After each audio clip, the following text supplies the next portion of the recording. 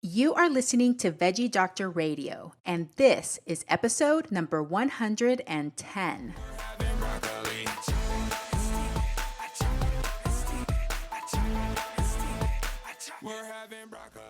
Hey, I'm your host, Dr. Yami. I'm a board-certified pediatrician, certified health and wellness coach, author, and speaker. I'm also a passionate promoter of the power of diet and lifestyle in preventing and reversing chronic disease and bringing joy and longevity into our lives. This podcast is focused on plant-based nutrition, habit formation, motivation, and mindset so that you can have the tools to live the best life possible. Are you ready to get started? Let's do this. We're having broccoli.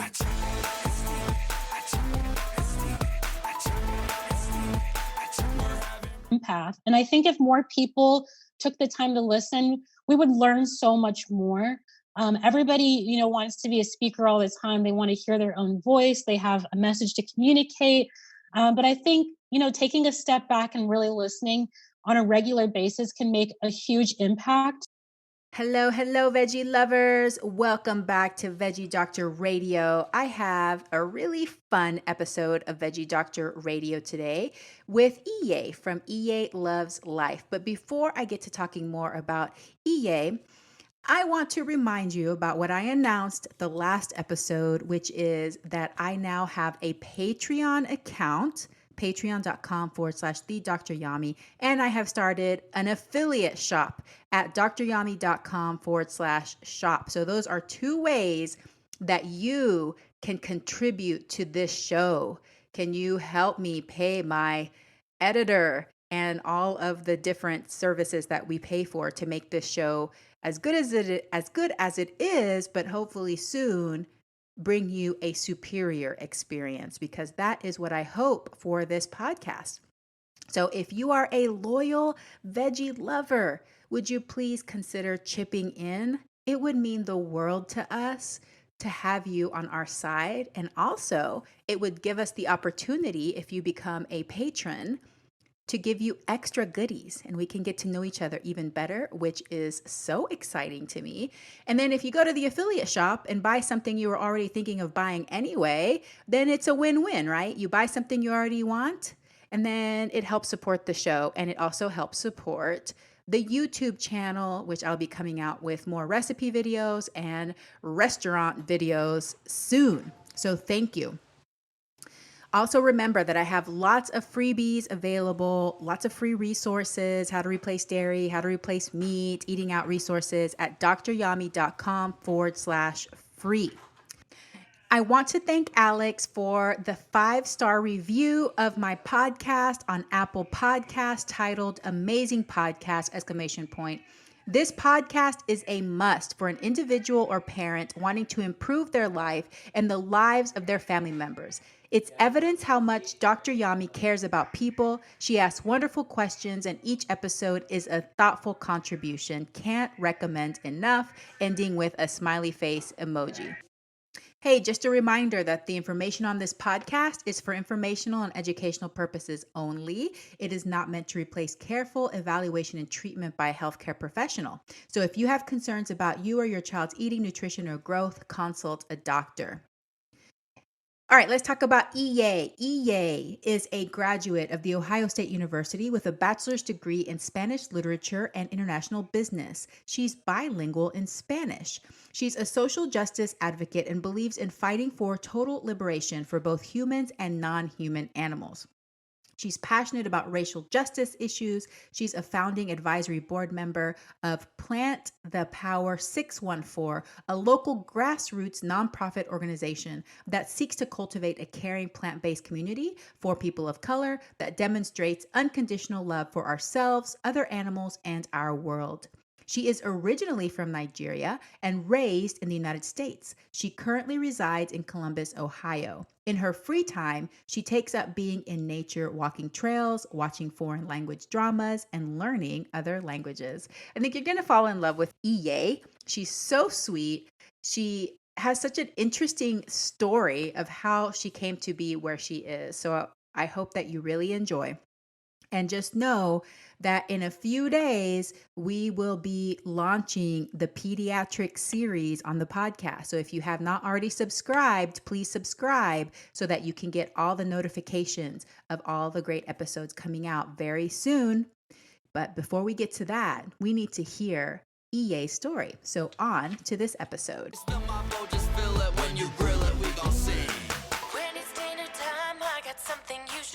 Iye from Iye Loves Life. Thank you so much for joining me today on Veggie Doctor Radio. Thank you so much for having me. I really appreciate it. Okay, well, we're going to have so much fun. But before we delve into the nitty gritty, I want to know more about your vegan journey. How did you adopt veganism? How did you find it? Tell me about the process and the journey. Well, the process first started out a little bit over 3 years ago. It was initiated by the fact that my father, he had stage 4 liver cancer. He had to get surgery to have a tumor removed towards the base of his spine. And through that process of getting the tumor removed, he almost lost his life. He lost so much blood that we didn't think he was going to make it.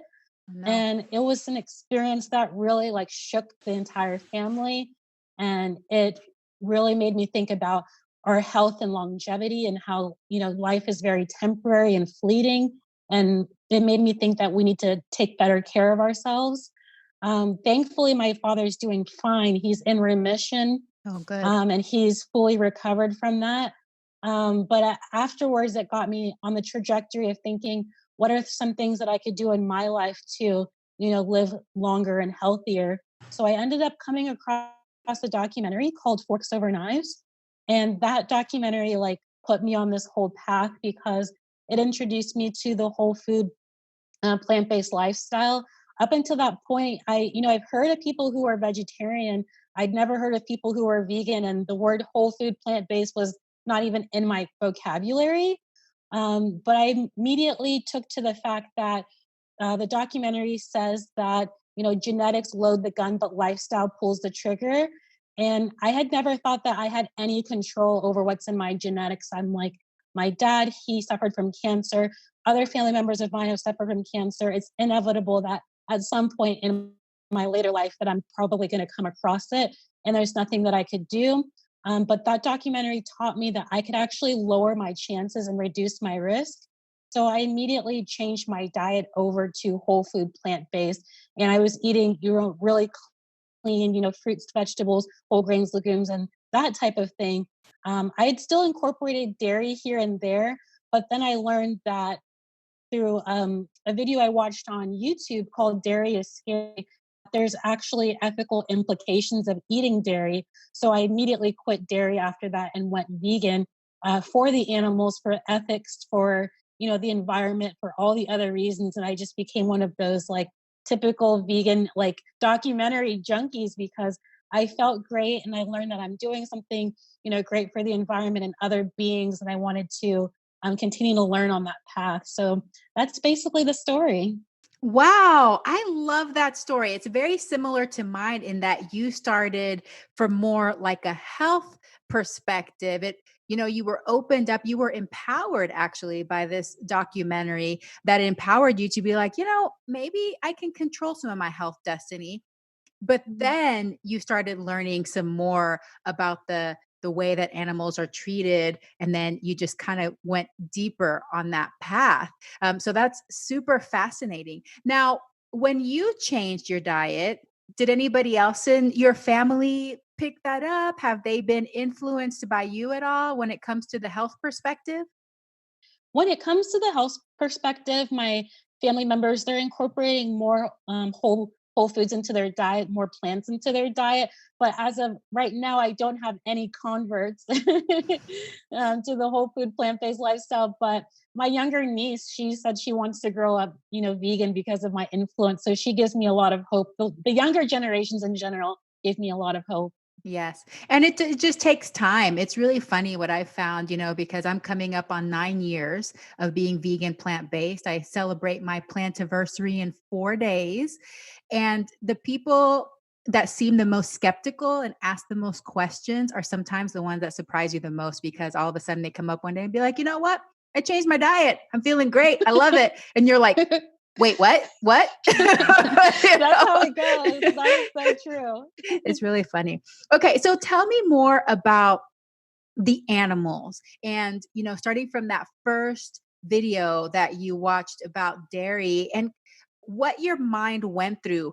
Did you grow up whenever you were a child like thinking about animals? Did you consider yourself an animal lover, an animal advocate, or do you feel like your mind was just open to a new world? Well, the interesting thing about that is I do have a story. I've always been connected to animals from a very early age. Like, I never considered myself an animal advocate. But when I was very small, maybe like around 6 or 7 years old, my background is that my family's originally from Nigeria, and that's where I was born before I moved here to the US. But my mom was throwing a fashion show, and she decided to get a goat at that early, 6 to 7 year old age. I had no idea why she brought a goat to a suburban neighborhood, but that goat, we named him Billy, and he became my friend, and we took him for walks, and we loved Billy. My younger brother and I did, until one day Billy was not home. Like, he spent his time in the garage and he was not home. And we had this fashion show, and the meal that was served to us was very skeptical to me. And I was like, what is this, animal flesh thing going on here? And I was later told that that was Billy. Of course, I didn't eat it, but I was horrified and devastated to learn that, in our culture, we eat goats, and I did not want anything to do with that. I always loved animals and wanted to protect them, and could not understand why a human being would want to eat other animals. But, as time went along, I got conditioned to eating animals, but it was never something that I would have chose to do if it wasn't for societal conditioning.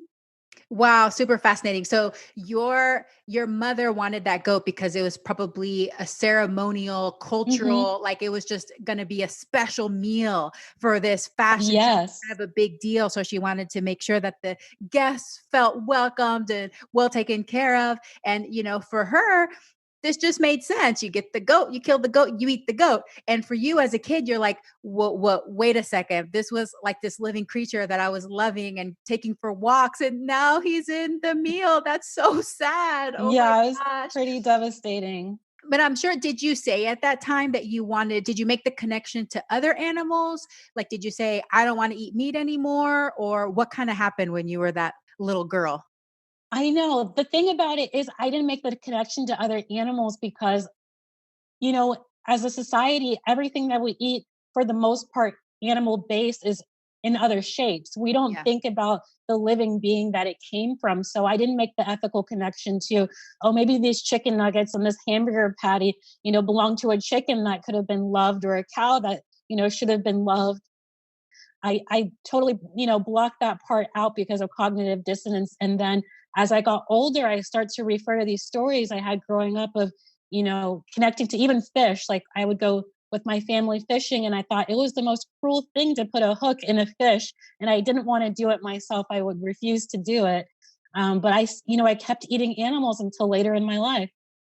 Yeah. So you finally had this opportunity almost to align with the values that you had inside of you, which I think is really beautiful. That's how I feel for me too. I feel like I've always kind of been that heart centered hippie inside, but it wasn't until I was able to get past the scientific thing of like, okay, it is possible to eat this way. And not only is it safe, but I can thrive.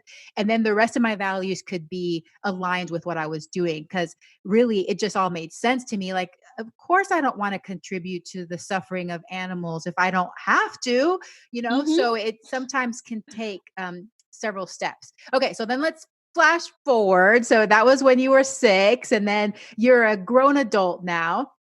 You started eating whole plant foods because of health reasons. You want to decrease your risk of cancer. And then you came across this video about dairy farms and those kinds of things. So what kind of started going through your mind at that point?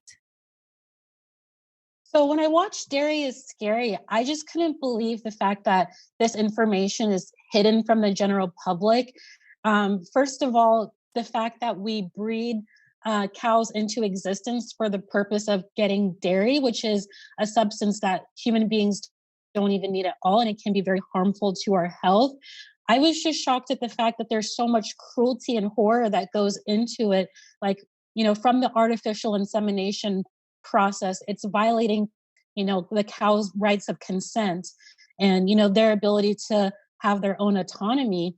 And I saw that, violation. And I believed in my heart that that's not something that I was in alignment with. I believe that all beings should be treated with respect. And I also put together the fact that in schools, we learn about biology, but we never really get taught to think about where our milk comes from. We never think about the fact that a dairy cow has to be pregnant for 9 months like a human before she gives birth to a cow, a calf, and then the calf's milk is stolen from them and given to humans instead, and then they're fed, milk replacer. And the injustice of that really broke my heart. Yeah. Wow. And did you feel, it sounds like you were shocked, but were you angry? Is that when your passion started kind of rising up that you wanted to do something more to make a difference? Yeah, I was absolutely angry. I was shocked. I was angry. I was horrified. I felt like this is something that everybody should know. And because I found this information out so, later in life, I wanted to make sure that, could become an advocate to make sure that people have this information way earlier on so they wouldn't spend the majority of their life contributing to this industry that's destroying the environment and harming, all sentient life on Earth.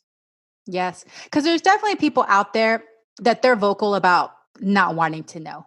They want to stay in their ignorant bliss.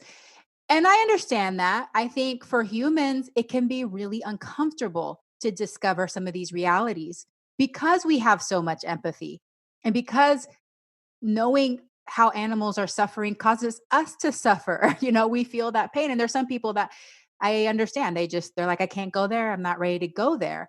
But I think that there's a lot of people that want to know. They want to know what the truth is. And I'm so glad that there's people like you out there that are doing this work. So tell me how this has taken shape for you. How have you taken your animal advocacy out into the world to help other people learn about these truths? Well, I'll go back to the beginning a little bit. So after I started eating this whole food plant-based diet, I never thought in a million years that I would become an animal rights activist at all. It was the furthest thing in my mind. I just wanted to, be healthier for myself. And I even had these preconceived notions that we hear a lot. Animal rights advocates are preachy. They are, they put people down. They're in your face, and I had all of those, preconceptions. They're hippies, this, that, and the other, and I didn't want to be associated. But the injustice is what really took me to the next level. It was like it didn't matter if people gave me any one of those monikers, because at the end of the day, I have to be okay with myself and living in alignment with my own personal values and ethics. And in order for me to do that, when I see an injustice, whether it's human or animal, I have to speak up about it. And so the way that I started that process was I actually joined the vegan community through using social media networks like Facebook. At the time was where I very first started. So I connected with a group of local vegans through a group called Vegan Outreach, and they pass out pamphlets and leaflets in the neighborhood. And so we talked about doing those types of actions, and I just kept out finding more and more actions going on. I did protests, against the circus, and we stood out on the roadside with signs. I also went to, protests against dairy farms, and we went to our local dairy farm with signs, and I also felt at the end of the day that in some certain ways, the street activism, wasn't the best route for me. I kept doing different types of actions. I did, the Cube of Truth, where you hold the video screens with showing the animal torture. And I still felt that I could make a bigger impact. And I found that community of people who are using social media to make a bigger impact. So that's also how you found me, Mhm. because you can get thousands of views within seconds, and clicks and engagement with people online. And I found that that's been so far the most effective strategy for me, is to leverage social media. And my goal is to eventually branch into other platforms besides just Instagram, but to use YouTube, and to get my own podcast and get that message out there in more ways, because this is the technology era, and it's faster, it's more convenient, and it's just logical to use all of your resources. Absolutely. And yeah, I love your Instagram feed because it's not that shaming, that in your face. It's not graphic, which can turn some people away, even though it's the reality, right? We know that that's the reality. But it does say some of the hard truths. So it is real, but it's not, it doesn't turn people off, especially those people that might be a little bit more vulnerable and feel like they need to protect their hearts. So thank you for doing that. So, whenever we started talking about doing this podcast, you mentioned the terms collective liberation. Can you tell me what that means? Collective liberation is the concept that none of us are free until all of us are free. So, even though I consider myself someone who advocates for the rights of non human animals, I also understand the intersection of that is that we have to take care of human issues as well. There's no possible way to have a moral baseline or a standard for human beings to consume in a certain way when those options are not available equally for everyone. Mhm. There's a lot of food injustice and food insecurity all around the world. And I understand that in order for me to advocate for animals, I have to make sure that those resources are available to other communities who are a lot more impacted than I am in terms of living in a food apartheid. Yes. Um, and also, I think that there's an intersection with people who, are marginalized due to their skin color, due to the way they identify, due to their sexuality.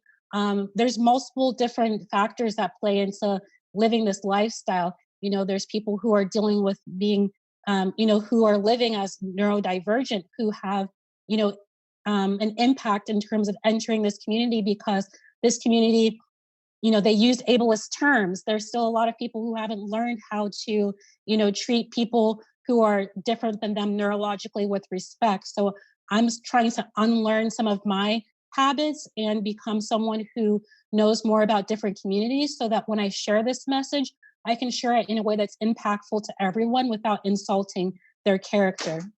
Yeah, more inclusive. But you're right. A lot of these things are learned habits, and I'm still learning a lot too, and trying to unlearn some of my tendencies of thinking. And we're just not going to be perfect at the beginning. So I think just to invite people to really start thinking about some of these things and thinking about how can you change your vocabulary, the way that you speak, and in your mind, be more inclusive so that you're able to contribute to the freedom and ending the suffering for everybody. So, yeah, that's really powerful. But as you bring that up, one of the things that has been coming up, especially lately, where you know, we have the resurgence of Black Lives Matter in a more public way, even globally now, not just the United States, which is really good. But what I have been seeing on social media, especially from people of color and Black people, is that the vegan movement is not always as inclusive. So tell me what it's been like being a Black woman in the animal rights movement. Have you encountered things that you were surprised about, or that felt uncomfortable, or that you didn't feel included? Absolutely. And towards the beginning of, stepping into the activism space, I didn't notice it as much. My identity and the interconnection that it played with my role as a vegan advocate. And the reason why is because I've I moved to the United States as an immigrant. So I've always been like the odd one out. And it didn't seem unusual to me that I was doing activism with a group of white people and I was the only brown person there. But it became more apparent when organizations would ask me to do specific things for them, do activism with them, because it would be great to have a Black woman. And I noticed that there's a lot of tokenization that comes in this movement. You were the token Black woman. We need diversity. Please come. Exactly. And, I didn't really take it as an insult, initially, but then I started to realize that that's really harmful. Just having brown bodies, in white spaces does not mean inclusion. What we really need to talk about is how, people of color and Black people can be amplified in the work that we're already doing. Here in my hometown, we didn't have any activism for brown and Black people, but I've been so fortunate that one of my friends, she founded an organization called Plant the Power 614, which is specifically for this purpose of creating a safe environment for people of color, especially Black people, to learn about veganism and the plant-based lifestyle without the distractions and the microaggressions that may come from being in a white community. So when it comes to Black Lives Matter and how it's becoming this global trend that everybody is speaking up on, yeah, I've experienced racism within the vegan movement, knowingly and unknowingly, because there is this huge push for, we want more Black vegans, but it's more of a token type of a thing. But nowadays, because of Black Lives Matter surging, I am being asked to be included in more spaces, and not just be used as a token person, but people are interested now in my thoughts. And I've noticed that there's been a shift nowadays towards that, because there's someone, I don't remember the name online, but they started the Amplify Black Voices hashtag, and that's been getting around. And I've been sharing a lot of my thoughts through that, because people have been sharing my information around. Wow. Yeah, that's so fascinating. And I've heard, I don't know if this is true, that people of color make up one of the fastest growing segments of veganism. Do you know if that's true based on statistics? Statistically, yes, that is very true. I believe the percentage is 8% of people who I self-identify as vegan are African American. Wow. And it's more than double any other group here in the US. And what's significant about that is the fact that when people typically think of a vegan, especially a North American, United States vegan, they're thinking of a white woman who does yoga and goes to the smoothie or juice bar every day, which is the case some of the time, and there's absolutely nothing wrong with that. But the majority of vegans here in the United States are people of color, but we're highly underrepresented in this movement. And I would also add disrespected in this movement. And to the point where, I read a book called Afroism by decolonial author Af Ko, and she even had to get off Twitter because the abuse by white vegans was more than she could bear. And she thought it would be better to have a resource, which is a book, where she could share her thoughts without having to deal with the mental toll and anxiety that it takes to share your voice in this community as a Black woman without getting the backlash from the white community who thinks that, oh, we're conflating issues when we talk about Black lives and we talk about animals. Wow. That's so fascinating. Have people ever seemed shocked or surprised when you've told them that you are vegan? Yeah, I say almost all the time. It's more rare that people are not shocked than that they are shocked. They're shocked the majority of the time. I think that they are very, convinced that the stereotype is true, that a typical vegan is, a skinny suburban white woman. And when they see me and, I'm a larger size, I'm brown, they're like, oh, we didn't expect someone like you to be vegan, but the response has overwhelmingly been great. That's great. Okay, I also want to talk about some of the other interests you have. Is you like learning languages and traveling, and originally you're from Nigeria. So can you give us some insight into how thinking about the world globally, learning different languages, how that's given you insight into human or animal rights. Well, one of the things that I love about learning languages, it connects you to more people.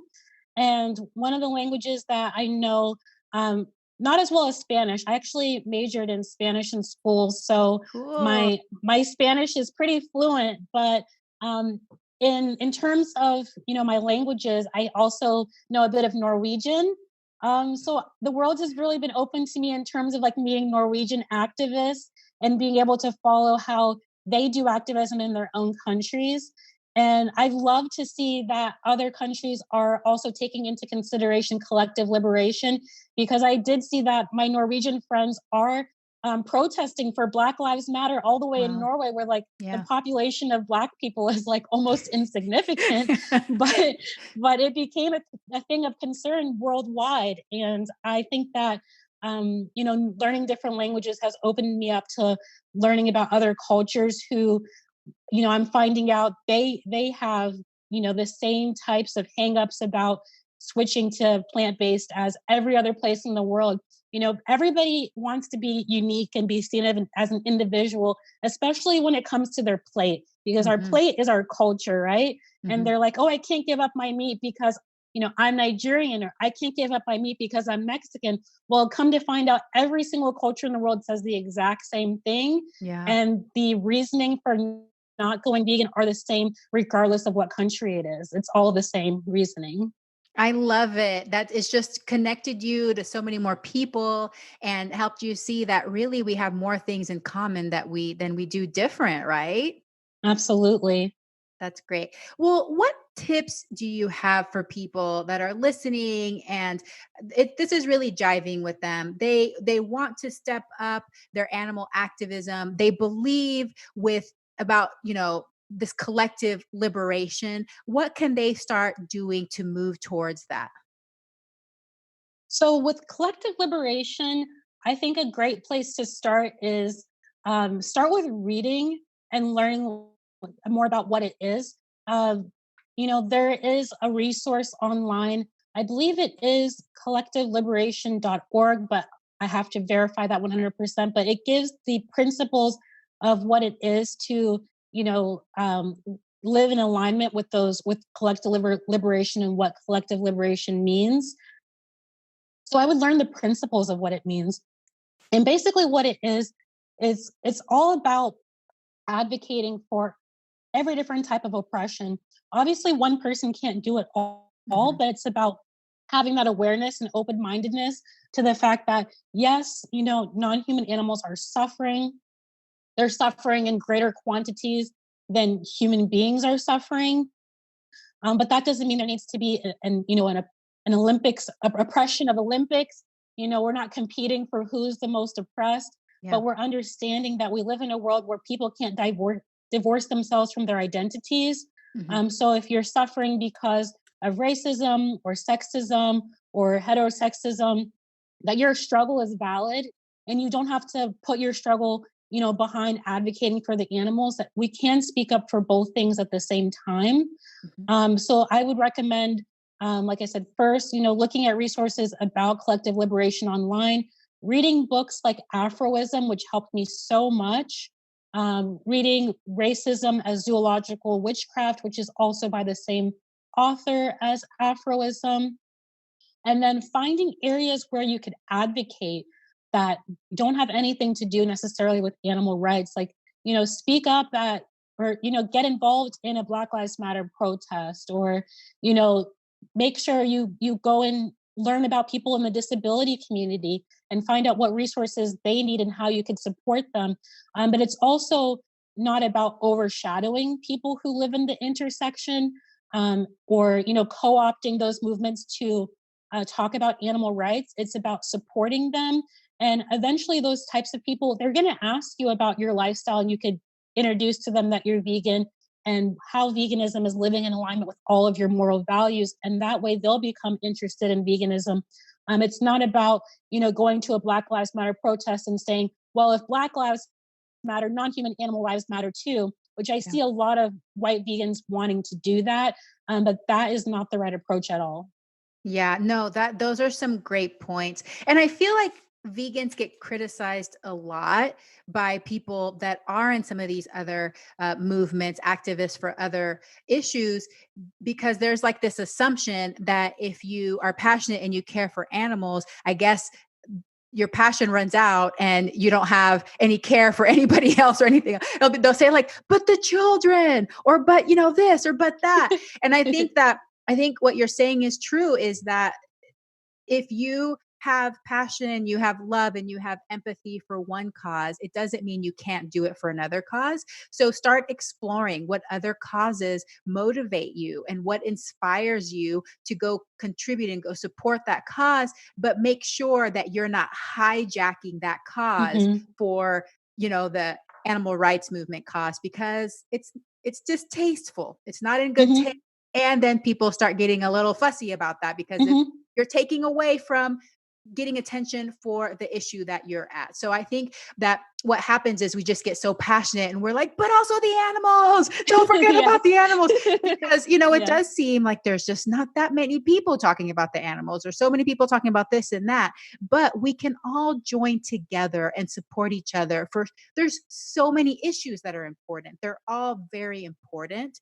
And these are great tips for helping us navigate this and starting to support a collective liberation. So I'll make sure that we put all of these resources in the show notes so that people can have access to them. So Iye, what do you wish more people knew? I wish more people knew that in order to live in harmony with all living beings on Earth, it's a lot easier to do than we imagine. For example, we always think about, if I can't do everything, then I'm going to do nothing.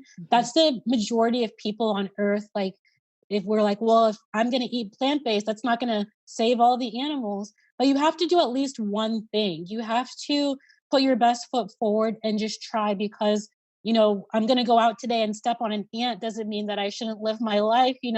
Those things happen, like unintended consequences happen by just existing and being here. But at the same time, you do what's in your power, do what's in your control. And I wish more people would, think in a way that would allow them to just, to live in full expression of themselves. Is just to take the next step forward.